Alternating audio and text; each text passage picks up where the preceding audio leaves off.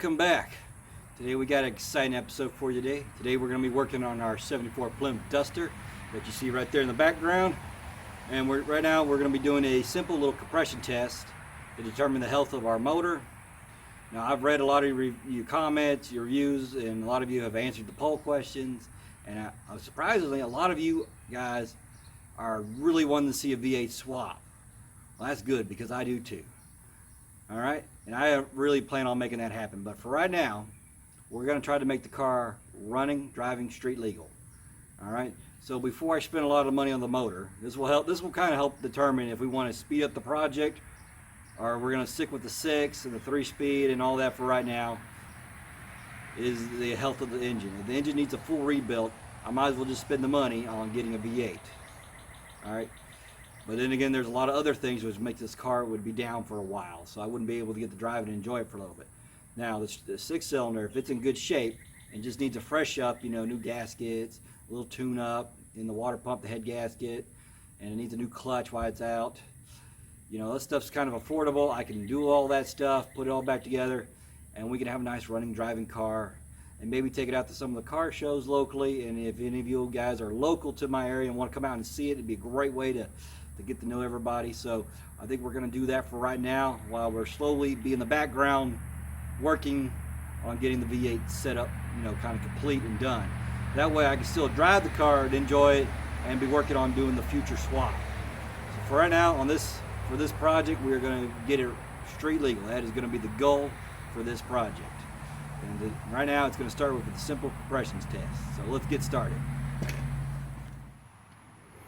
Alright, first let me show you what I'm using here. I'm using the OTC Deluxe Compression Test Kit number 5605. If you guys are interested, I think I got this one on Amazon for $68, which I know some of y'all are thinking that's kind of expensive, Cliff. Don't worry, Harbor Freight sells compression testers. I like this one because it had a lot more fittings, accessories than the Harbor Freight one to work on all the different types of cars. So I chose this one over the Harbor Freight. Also, when it comes to tools like this, if you probably watched my Harbor Freight videos, you've heard me say this 1,000 times. There's just some tools that you need to buy a quality so they will last. And I decided to buy this, a little bit better quality than the Harbor Freight one. But anyway, it's got all our different fittings here, so we are going to be good to go. Now I also have my book here. I'm going to show you. If I can zoom in a little bit. Okay, our minimum compression with engine, warms, plug moves, about 100 psi is what our minimum compression can be. And the variant, I hope I'm saying that right, can only be 25 difference. So we can only have like a 25 difference between cylinders, I guess, before it has issues. Now over here, I've actually been writing down my parts list for everything that I'm going to need for the Duster, just from what I've seen on the outside. For those of you that are interested, I didn't put on, I need an engine gasket set, most likely. So there's a lot of stuff here that needs to be replaced. Nothing too big.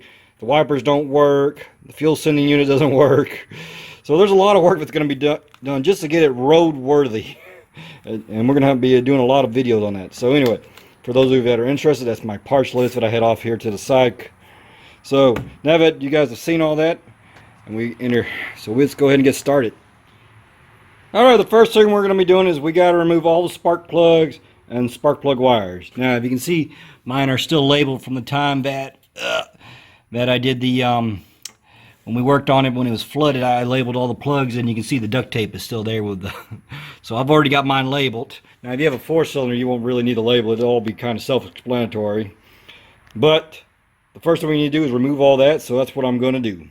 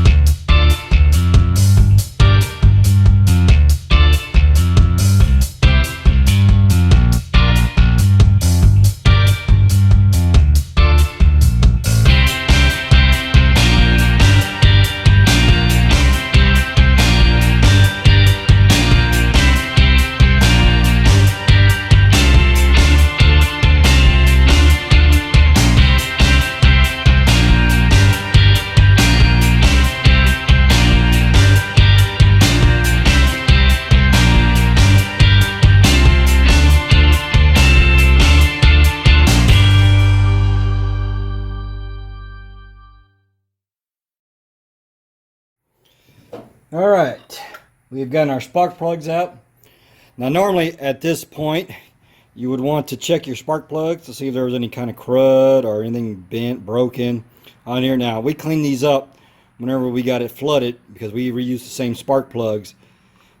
So this is, well, I won't be able to tell anything, but I do remember last time, if I remember right, they had a lot of crud and stuff build up. So, but right now they look fine. I haven't really drove the car that much. Let's say about like 3 miles maybe. That's about it. But in your case, if the spark plug is damaged or dirty, you know, you have some problems that you need to look into further. All right, so let's move on to our next step. All right, once you find the connector that matches your spark plug threads, go ahead and put it into the cylinder.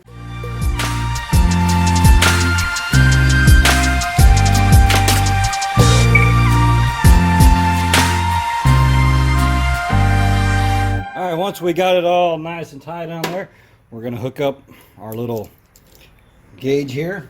Nothing to it. All right, now we're gonna crank it over until we hear about at least 4 or 5 cranks. All right, I'm gonna have to charge up the battery because the battery's a little bit dead, so I'll have to put that on the charger and then we'll get this thing started.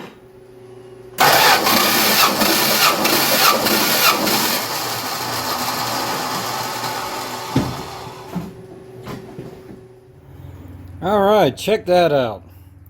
You guys can see that. It's about roughly 140. That's pretty darn good. Tells me that this engine still has some life left in her. Goes to show you, if you take good care of your stuff, it will last a long time.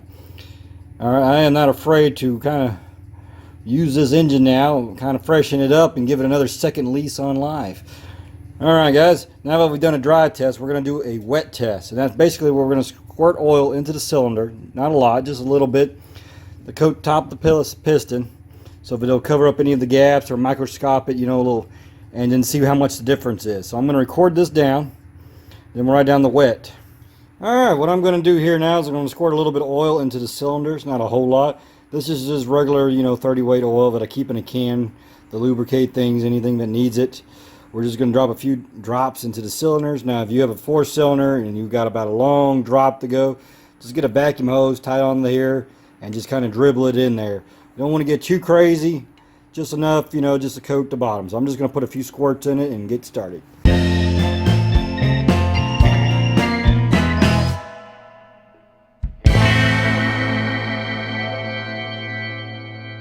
All right, we're hooked up and ready.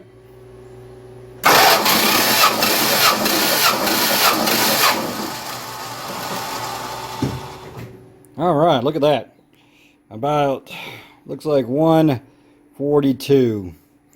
So it went up a little bit. That ain't bad really at all. There ain't a whole lot of difference.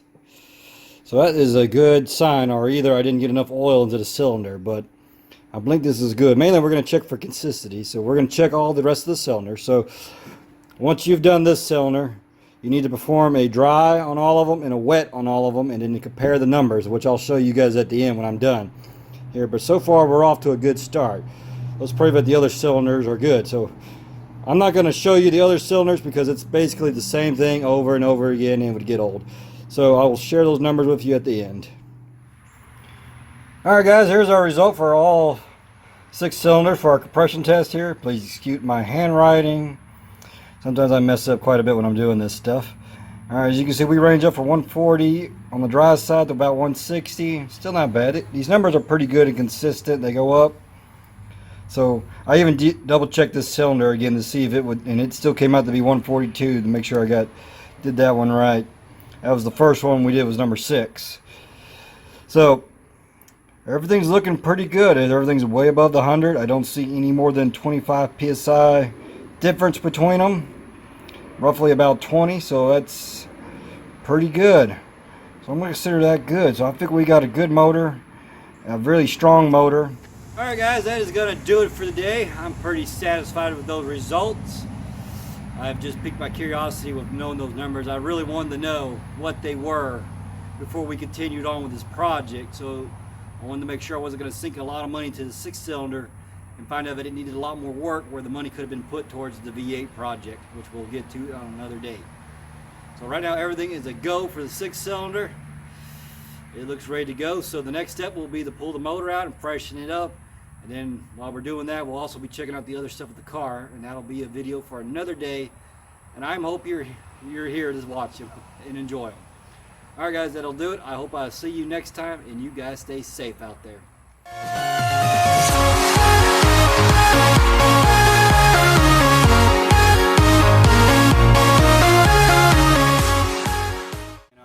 Take it to some little local car shows down there in the Whataburger.